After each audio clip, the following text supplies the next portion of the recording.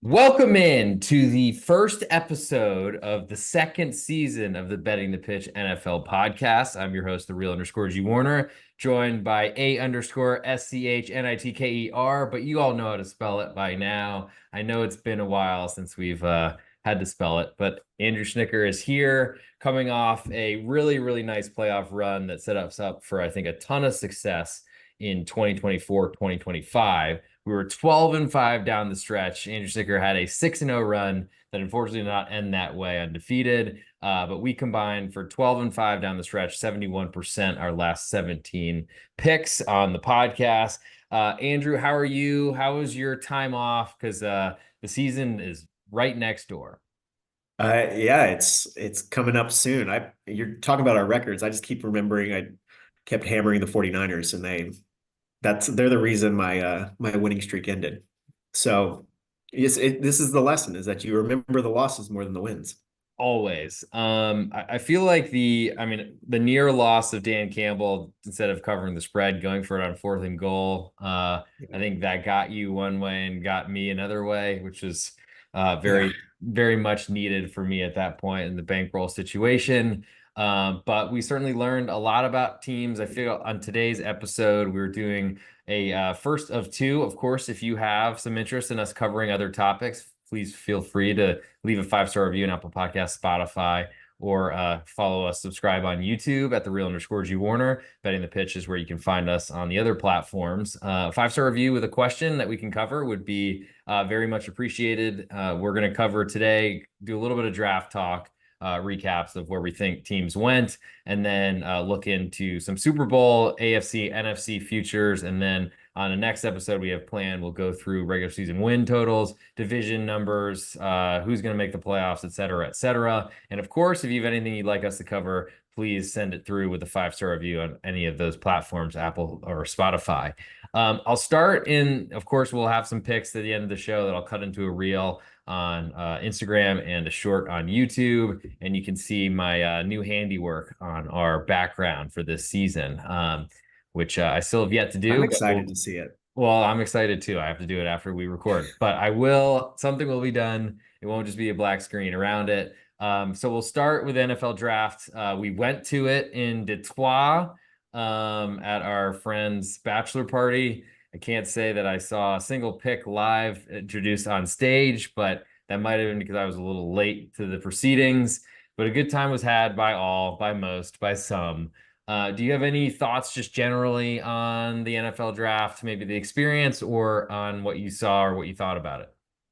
Oh well, Detroit, they showed out, I thought. Sneaky good city. I'd never been to Detroit. I enjoyed it. Maybe it was because of the people that were there, it was a good Thank crew we you. That's had. very sweet of you. Um, but But I mean, it was packed. We couldn't even get into the big area because it was at capacity, which I and an open space. I don't know how that happens, but they were ready for it. I think the first round my favorite story is that we had a couple people taking Michael Penix under his draft number, and we're all rocking, UT and Dallas Cowboys stuff. And when Penix gets named, everyone goes crazy, and people are looking at us like, why do these guys care that Michael Penix went to the Falcons? Um, so that was a good time. And in the aftermath of that, obviously the hot takes have been flying about that pick, but I think we should keep it positive. We'll keep it positive today. Yep. I love positivity, including our Yeah, 17 oh and 5 yes. or Do 12 and I? 5, winning 12 out of 17 of our last picks heading into the end of the season. Unfortunately, the Super Bowl kind of came and not at a great time for our podcast because we were rolling, but we're Yeah. hoping to keep that momentum going into this season. So we saw Caleb Williams go first, and the Justin Fields saga was, I guess, forever disappeared with his trade. We saw Jaden Daniels go second to the Washington Commanders, Drake May third to the New England Patriots, and then finally we got a non-quarterback pick, 4th overall, in Marvin Harrison Jr. Uh, any surprises that you thought of in the NFL draft before we get to that last question that I sort of prepped you for before we got into this? Yeah, I think Not really surprises. I'm the quarterback, you just know if you're going to do any draft capping or props looking at that, you just know quarterbacks are going to fly. No no bigger example of that than Bo Nix going 12th overall to the Broncos.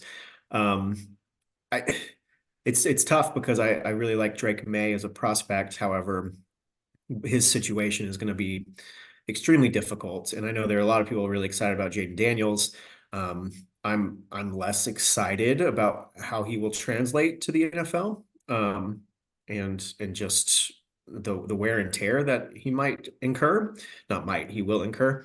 Um, so, you know, before we get into the winners and losers, I think and I don't want to steal your thunder here. I mean, the Bears are going to be an obvious, hey, they won this draft.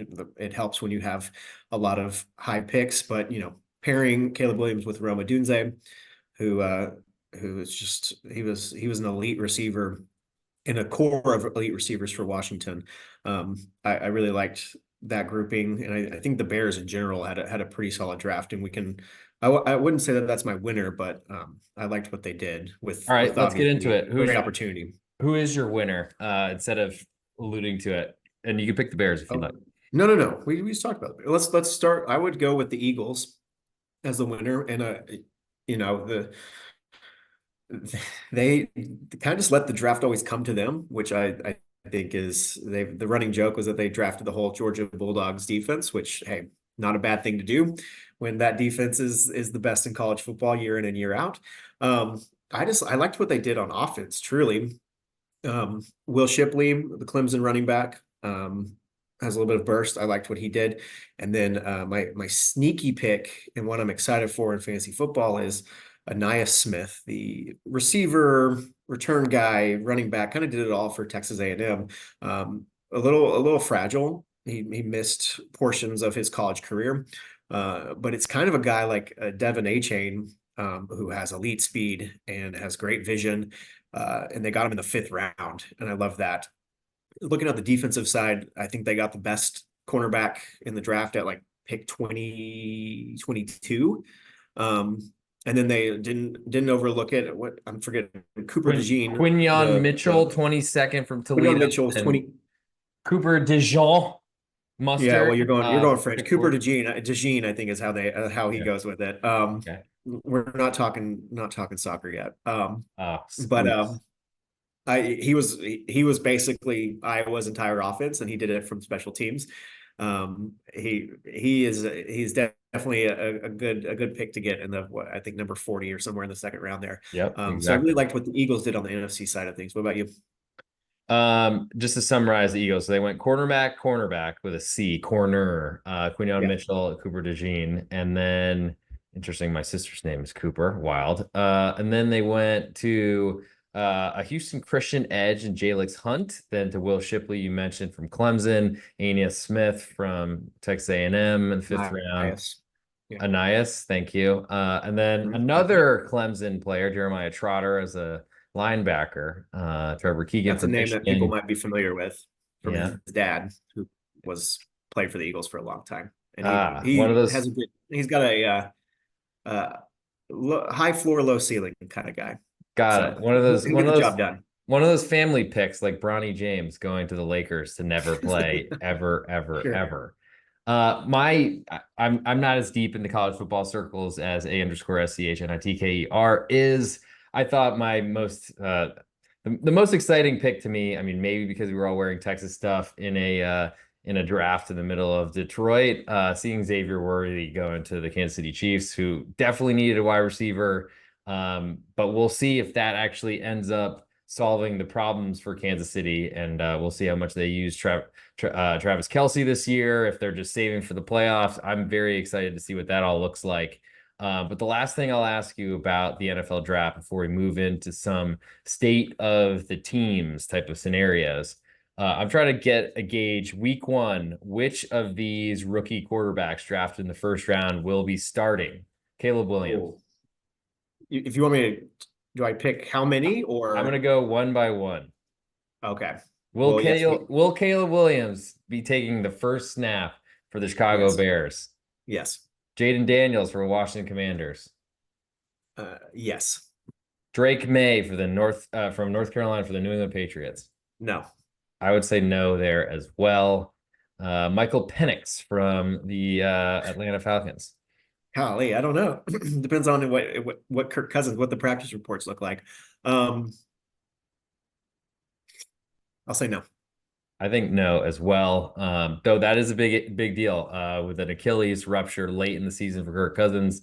Yes, they spend a lot of money. It'd be a really weird scenario if they're like starting the season with a rookie and then they give the job back to a starting quarterback. But I guess with a lot of experience under him, JJ McCarthy for the Minnesota Vikings. Yes. No, no. I say no. I think no as well. Yeah. Bo Nix for the Denver Broncos. I mean, it's him and Jared Stidham and Zach Wilson. So um So you're I saying will say trick play, first play from scrimmage. I'll say no. No, I think I'll say no there. Okay, so we're the same on all those. Damn, that's not as exciting as I was hoping for. But that's not what this podcast is about. We're going to look at Super Bowl odds. I've been tracking some movement since February 12th of 2024.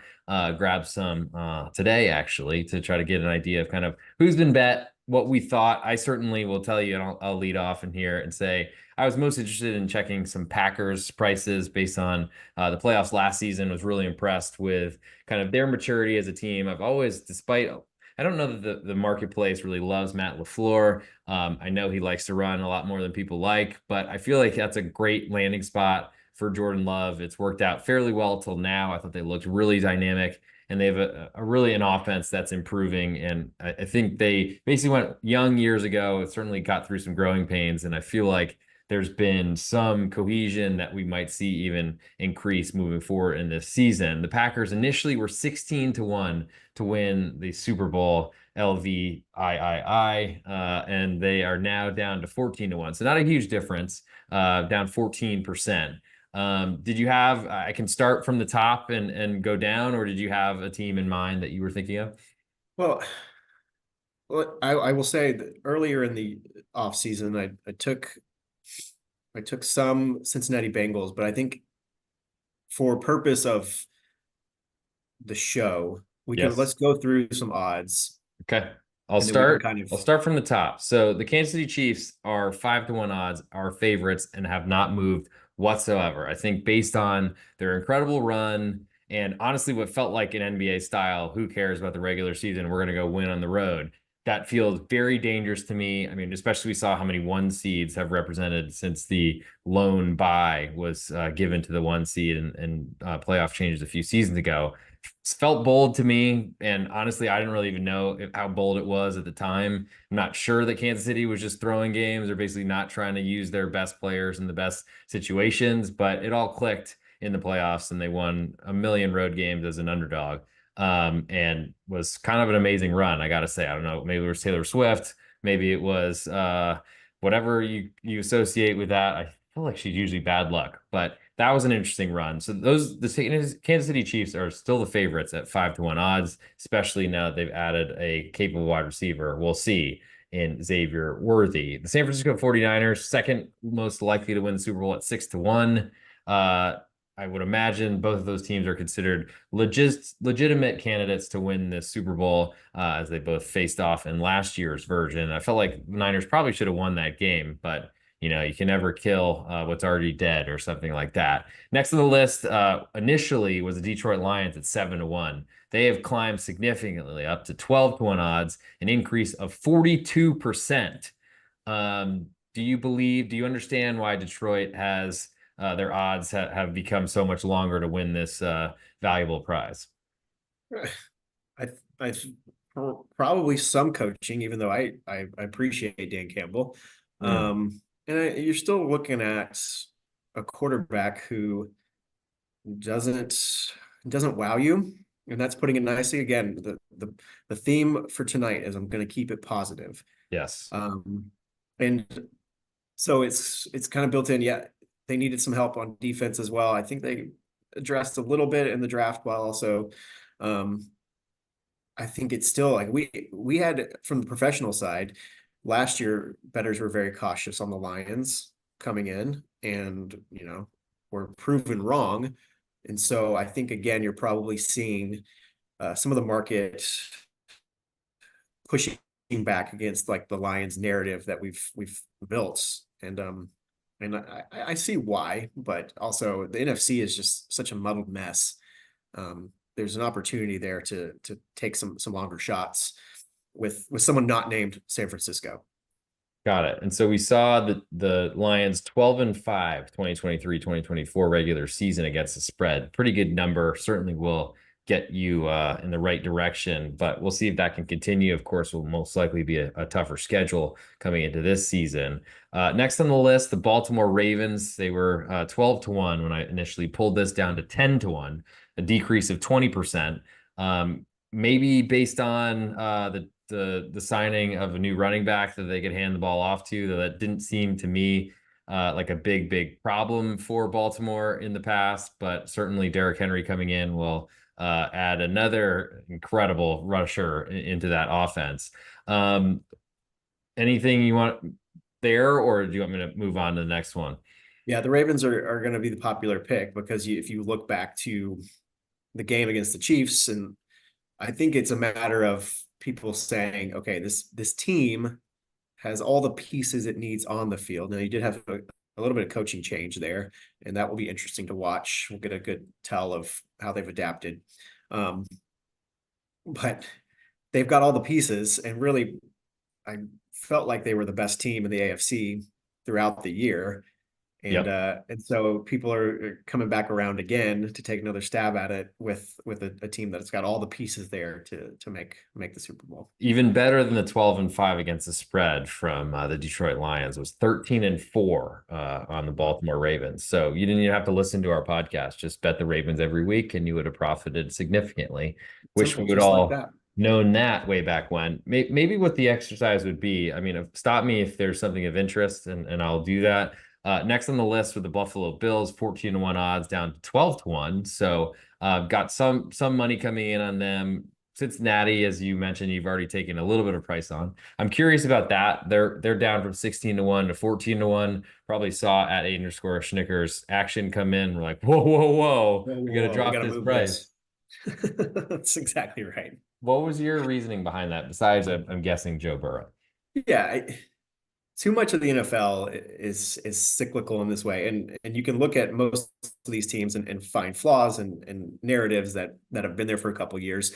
The Bengals, they've always been criticized on the offensive line, Burrow's health, all the pieces together. This is still, I sometimes like to look at the NFL and snapshot, okay, where was this team a year and a half ago when we're going into it?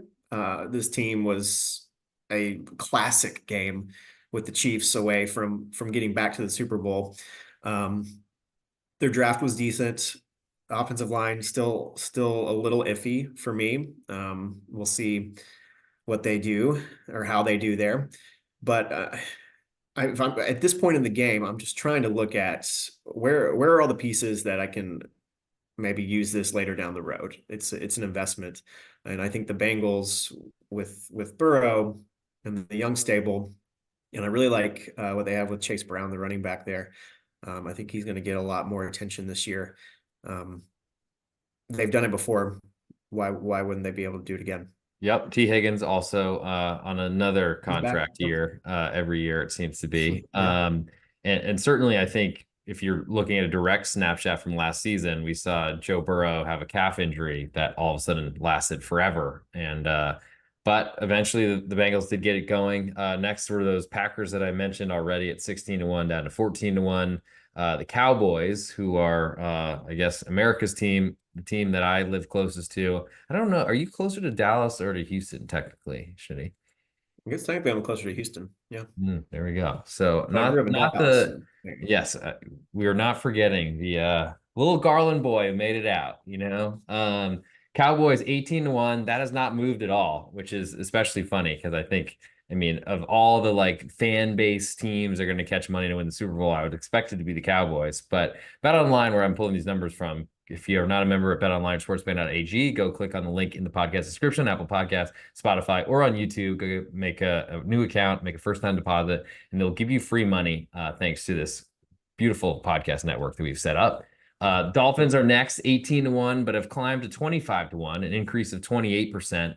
Do you think that they're still a viable Super Bowl team? I think what were we watch? What was I watching where it was like behind the scenes? We were getting oh, was that oh yeah, it Hard was Hard Knocks. Knocks. Yeah, maybe. Yeah. That to me, getting a glimpse behind Mike McDaniel is awesome. Awesome. Cool guy. But getting a glimpse into, Tua and just how they handled the Chiefs game, which I know was it's insane. Like I wouldn't have been able to handle it either. I get it.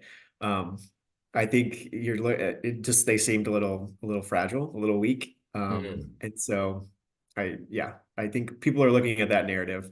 A lot of times right now, this is pretty narrative based. Um, just jumping back to the Cowboys real quick, I think we're seeing Okay, sure. Yeah.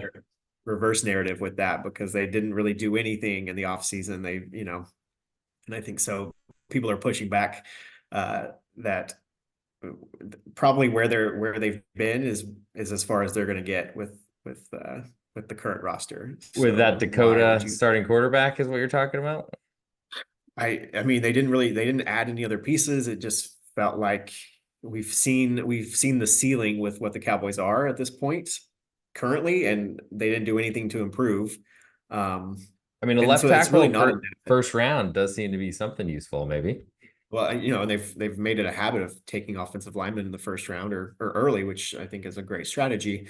Um, and so this is not a knock on Dak Prescott because man, we could people can fill up podcasts with that kind of stuff. It's just the overall team.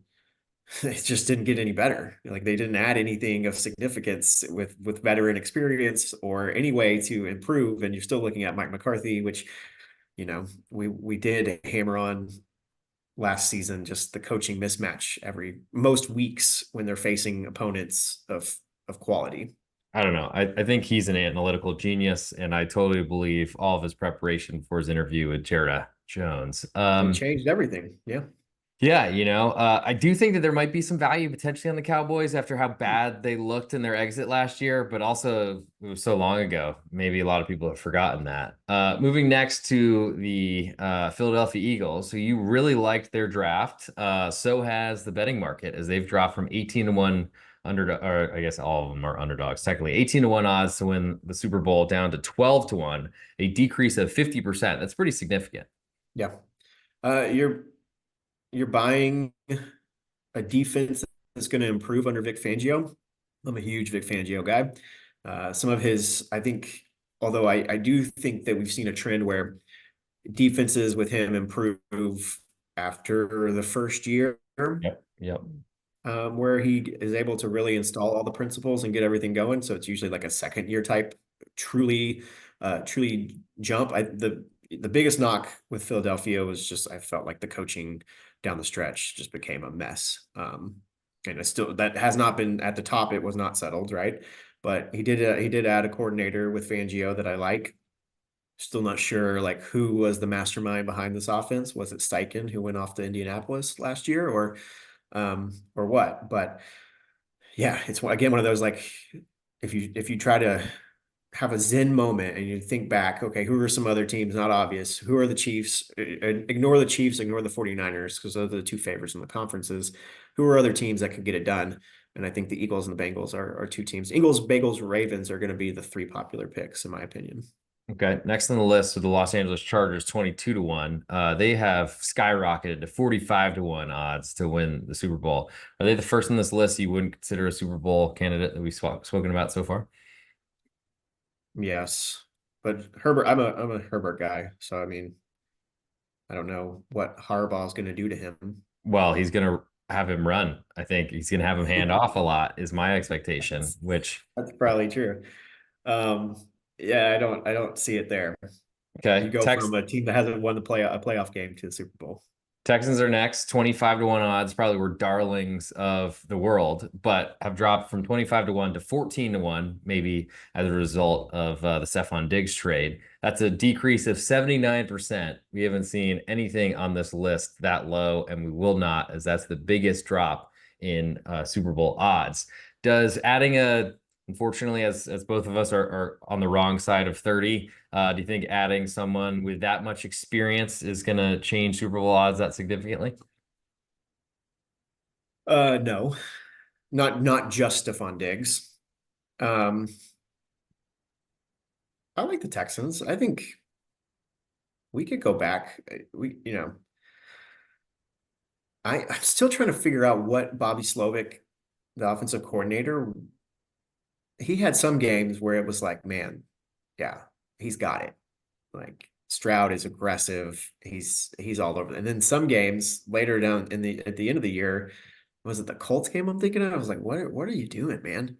Um, so he's got all the weapons at his disposal. I just saw a headline about CJ Stroud saying he's got a five-headed monster on offense. Mm. Um, Nico Collins and Diggs, it's there, and D'Amico Ryans, some would say was the mastermind of San Francisco's defense from years past. Um, yeah, that's a sneaky pick. I could be convinced into saying, oh, that's a good bet. All right, next on the list, New York Jets with another wrong side of No. 30 player coming back from an Achilles tear. 25 to 1 initially down to 20 to 1, drop of one quarter of its, I guess, price. Aaron Rodgers, expectations for him this season, because if I remember correctly, last down or season he played was 2 seasons ago, and he was horrible in Green Bay. Yeah, not very good. I think we're getting to the point of the list that we could probably say, okay, at this point, you're just taking a flyer on an extreme long shot. And I would include the Jets in that category as well. Okay. Next on the list, we have Atlanta Falcons, 33 to 1 odds. That has not moved. Though I'm sure they're very happy that Arthur Smith has moved on to another job in a different location. We'll go next to the Jacksonville Jaguars, also 33 to 1 initially, but they've climbed to 50 to 1. One that seems a little bit beyond the pricing scope, and I can probably cut off sooner rather than later as we have 10 minutes left in this episode. The I mean, I'll just come out and say the Cleveland Browns, they were 33 to 1 odds initially, now are 45 to 1 odds. You've already said the Ravens are a serious contender. You've already changed the market on Cincinnati Bengals. So that's Right. two of the four teams in the division. I'm surprised Cleveland is priced this way. I feel like they play a brand of football that works really well in the playoffs. I think the big question is their quarterback and can they get to the playoffs? But once they're there, I think that's a big deal. Yeah, you're just facing a such a stacked AFC market. You nailed it there with looking at the competition. There's only so many teams that are going to make the playoffs. It's a canned answer, but it's true. Um, the shine has come off a little bit on golly, I'm forgetting the head coach's name now. Is it Stefanski? Is Yes, that Kevin right? Stefanski. Yes. I really liked his principles that he had before. It was a couple years ago, it was all tight ends, and it was, using similar concepts and then variations from the same concepts, which was working a couple years back, but I don't really think he's adapted to it or changed much with it. And I still think you don't really know what you're going to have with Deshaun Watson Don't. um, No way. from a week At in least week they out have basis. another very easy to predict man as his backup in Jameis Winston, unrestricted signing out of New Orleans. Um, I don't know. I feel like just maybe it's like a Stockholm syndrome type of thing, sister syndrome. I'm not sure what it's been called or labeled, but when I've bet against the Browns at times, they've blasted me unlike any other team have, and just trying to figure out how that occurs for a team that seems to be middle of the road. Sometimes really good at home, maybe that's the answer. Mhm. But in terms of how they've improved their team, adding Jerry Jeudy, who's one of the most difficult enigmas, I think, across all of professional football, maybe even sport in general. Amari Cooper, hard to predict, but of course he's been great. But a Amari Cooper, Elijah Moore, Jerry Jeudy top three seems a little bit questionable. Though Njoku's been great, and Nick Chubb, we'll see what he looks like coming back from injury. I'll rattle through some other team names here. We got the Rams, who always seem to be relevant with Sean McVay, as one of my good friends called them. Who used to play with them in high school. But Rams 33 to 1, Bears 40 to 1. These are updated odds as of today. Colts 66 to 1, Vikings 75 to 1, Bucks 80 to 1. Pittsburgh Steelers have dropped from 66 to 1 to 50 to 1, a drop of 32%. Seahawks 70 to 1, Cardinals 125 to 1. The Vegas Raiders 100 to 1, Broncos 150 to 1, Pats 200 to 1. You think I can stop there? I think you're good. Good. But out of the list, before you started trailing off at the very end, out of that list, who would you take a flyer on? If you were like, hey, I got a free bet. I got one unit, a free roll. Who are you taking out of Well, that I last one? mean, one unit unfortunately will buy a lot of people's private islands. So I I don't know that know. I'm That's just what going I to want run it them to be. around. I want it to be realistic. I think if I had a unit and I had to pick someone really off the beaten path, I don't love the difficulty of that division, but I think it's the Cleveland Browns who I outlined. I think they play a brand of football if they can get into the playoffs. But that's the hardest part if you're taking a long shot. As I learned honestly with the Memphis Tigers in college basketball this year, bet them at I think it was 80 to 1, got all the way down to number 10 in the country, and then didn't make the NCAA tournament. So Yeah. those type of, I mean, maybe that's shame on me for backing Penny Hardaway in any sort of fashion, but I think those type of scenarios are the biggest issue. And if you're backing someone, they got to get in the tournament. And if they don't make it, then that's a huge problem, which I mean, the long shots can pay off from time to time. We saw Leicester City do it, of course, in another type of football. But those things are all always of interest to me. I'll quickly go through the AFC and NFC odds just to get an idea. Stop me when you think we're getting too far away. But Chiefs 3.25 to 1, plus 325, Ravens plus 550, Bills 650, Bengals 750, Texans 850. Then we get to the Jets 10 to 1. Surprised that they're inside the Dolphins at 12 to 1, and then those Cleveland Browns 22 to 1. I think we stopped there. I mean, you tip the Bengals as a Super Bowl champion, so you clearly have some interest in that 7.5 to 1, the Hmm. fourth most likely to win the AFC. Yeah, I would go with the Bengals. There is one other team when you're looking at who in the AFC is again, it's just so tough. Um, you could you could convince me that the Colts, Hmm. Okay. with a perfect charmed season, 33 to could 1 odds to win the AFC. was it 33 30? to It's 1. 33 to 1, right? Yep, to win the AFC. Yep, 33 to 1. I think out of that list, the other ones that if you're going upper tier and then a lower tier, it's at that point that's the I would put an upper tier with the Bengals and Texans Okay. if you don't want to just go chalk. You Um, never do. I don't like tying my money up that long for a three well, yeah, quarter to that's one. the other, Yeah. we could have a whole other conversation about you're tying up a lot of money into something that will not come to fruition for what, 6 months, 6 months, seven literally. months, Yes. six and a half Yes. months. 33 to 1 though with the Colts, if Richardson stays healthy, Mm, if you're mm. backing Shane Steichen as the offensive mastermind that left Philadelphia, they added some pieces on defense, the defensive line. That was, a big issue. And we could bring up the other Texas wide receiver, Adonai Mitchell, that that they were able to get based off of some bad rumors and gossip, and um, able to get him later in the draft. A lot of He's ifs. A lot of ifs for me there's a there. lot of ifs, but it's kind of the game you're playing at this point. If you really, really want to make it, if you're dying to make an investment, I would recommend waiting until you have a little bit more information.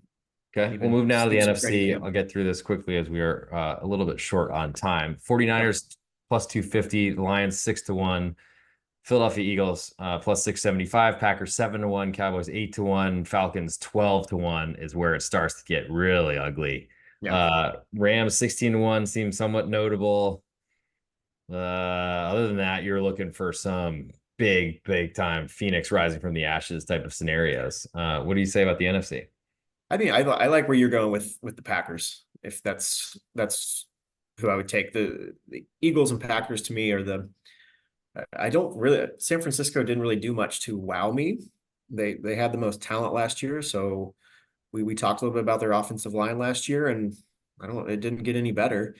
Um, I think the Packers and the Eagles are where you should look for the NFC, just because it's so much more wide open um, to win that conference.